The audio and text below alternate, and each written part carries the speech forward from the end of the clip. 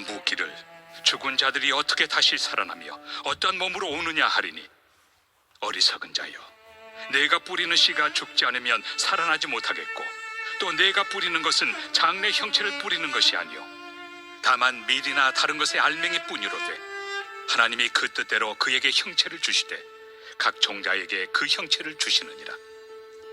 육체는 다 같은 육체가 아니니, 하나는 사람의 육체요, 하나는 짐승의 육체요, 하나는 새의 육체요, 하나는 물고기의 육체라. 하늘에 속한 형체도 있고 땅에 속한 형체도 있으나, 하늘에 속한 것의 영광이 따로 있고 땅에 속한 것의 영광이 따로 있으니, 해의 영광이 다르고 달의 영광이 다르며 별의 영광도 다른데 별과 별의 영광이 다르도다. 죽은 자의 부활도 그와 같으니, 썩을 것으로 심고 썩지 아니할 것으로 다시 살아나며, 욕된 것으로 심고 영광스러운 것으로 다시 살아나며, 약한 것으로 심고 강한 것으로 다시 살아나며, 육의 몸으로 심고 신령한 몸으로 다시 살아나나니, 육의 몸이 있은즉 또 영의 몸도 있느니라.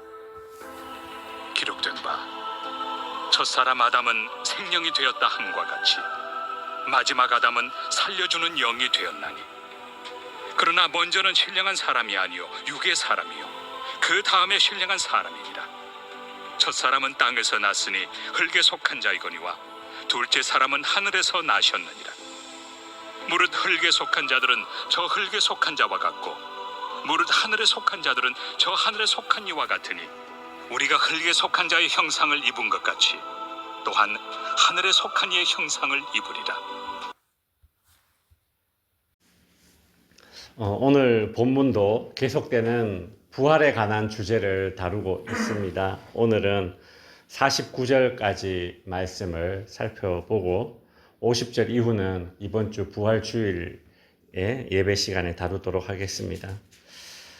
먼저 고린도 교회 내에 부활이 없다라고 하는 자들이 있었습니다. 그들은 오늘 본문 35절에 보면 이렇게 질문을 합니다. 죽은 자들이 어떻게 다시 살아나며 어떠한 몸으로 오느냐? 즉 죽으면 몸이 썩어서 없어지는데 어떤 몸으로 부활한단 말인가? 이제 그렇게 묻죠. 일종의 이제 이건 묻는 것이 아니라 따지는 것입니다. 바울은 이 질문에 부활의 몸의 원리를 몇 가지를 이제 설명을 해줍니다. 먼저 씨앗을 이제 예로 들죠.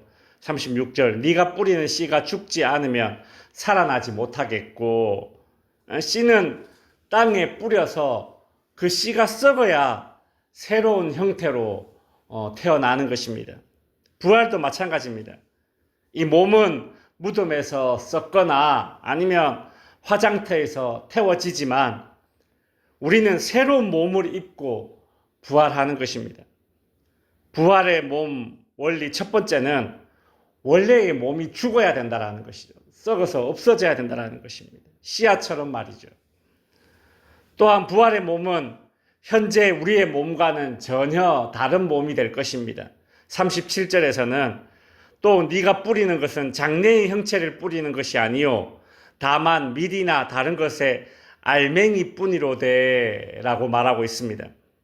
옥수수를 한번 생각해 보십시오.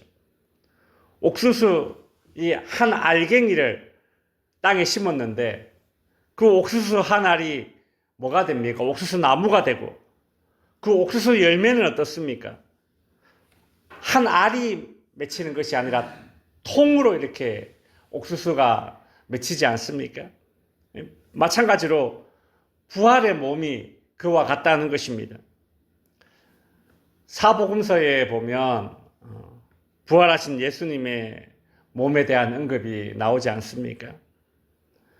부활을 의심했던 도마에게 옆구리의 창자국과 손의 못자국을 보여주면서 만져보라고 했습니다. 이 말은 분명히 만질 수 있는 그런 몸을 가지셨다는 것입니다. 그럼과 동시에 제자들이 문을 닫고 있었는데, 방 안에 있었는데 예수님은 그 방 안으로 들어오셨지 않습니까? 예수님의 이 부활의 몸은 시간과 공간에 장애를 받지 않는 전혀 다른 몸이셨음을 알 수 있습니다. 39절에서 바울은 사람, 짐승, 새, 물고기 등 육체는, 그 생명체는 다양한 그런 육체를 가지고 있다. 이제 모양이 다 다르지 않습니까? 그죠? 그렇듯이 40절에 보면 하늘에 속한 몸도 있고 땅에 속한 몸도 있다. 그리 말하고 있습니다.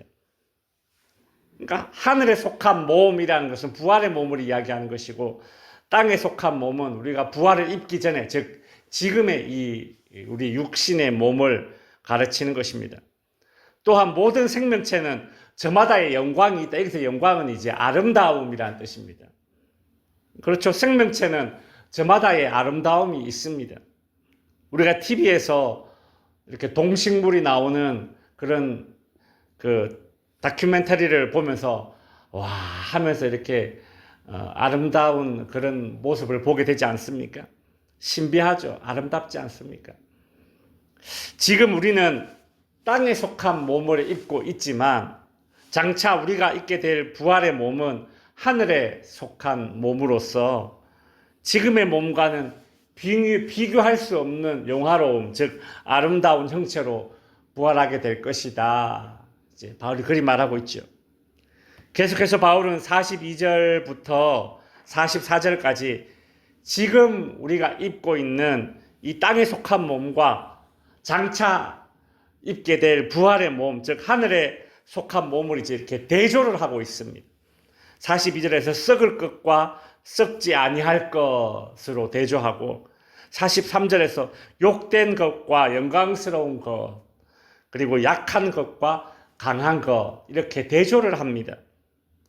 바울은 현재 우리가 입고 있는 몸과 장차 입게 될 부활의 몸을 이렇게 대조를 함으로써 하늘에 속한 몸, 즉 부활의 몸을 좋게 이렇게 부각시키죠.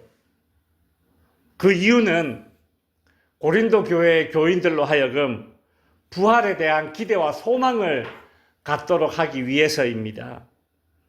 장차 얻게 될 좋은 것에 대한 그런 기대와 믿음은 현재의 안 좋은 것을 잊게 만들어주죠. 참아내게 만들죠. 고린도 교회뿐만 아니라 현재 이 초대교회의 현재는 어떤 현재입니까? 극심한 박해와 핍박입니다. 그 극심한 박해와 핍박, 이 안 좋은 것을 이겨낼 수 있는 그 원동력으로 바울은 좋은 것, 즉 부활을 이야기하는 것입니다. 현재 우리의 이 몸으로 고난을 당하고 있지만 장차 우리가 입게 될 몸, 부활의 몸으로서 우리는 영광을 누리게 될 것이다 라는 부활의 소망을 제시하고 있는 것이죠. 바울이 그 다음에 이제 계속 강조하는 것은 다시 살아난다, 다시 살아난다라는 이 말입니다. 42절, 44절에서 어떤 말이 반복되느냐 하면 다시 살아난다, 다시 살아난다. 바울이 왜 이처럼 부활의 몸을 이야기할 때에 다시 살아난다라는 것을 강조할까요? 그 이유는 지금 부활이 없다라고 이야기하는 자들이 그 지금 현재의 몸으로서 짓는 죄를 가지고 주저함이 없다라는 것입니다. 그러니까 이 몸을 함부로 막 굴리는 거예요. 아, 이 몸뚱아리 이거 영지주의자들이 그랬거든요. 영혼은 선하고 몸은 나쁜 것이야. 천한 것이야.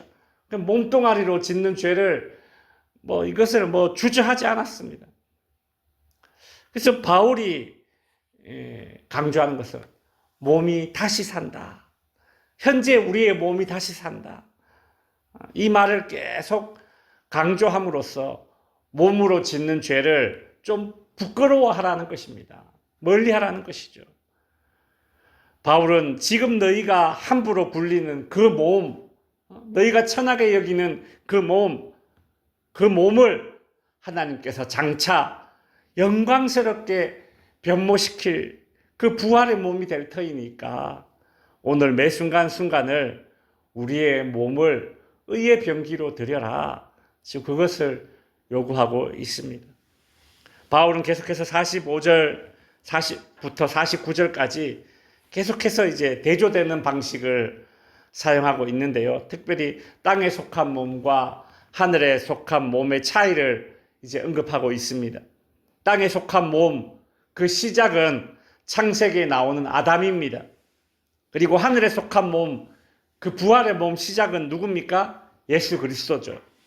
45절에 보면 기록된 바 첫사람 아담은 생명이 되었다 함과 같이 마지막 사람 아담은 살려주는 영이 되었나니. 쉽게 풀어 설명하자면 이겁니다.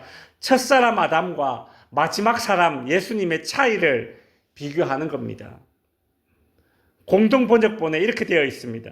성서에 기록된 대로 첫사람 아담은 생명 있는 존재가 되었지만 나중 사람 아담은 생명을 주는 존재가 되었다.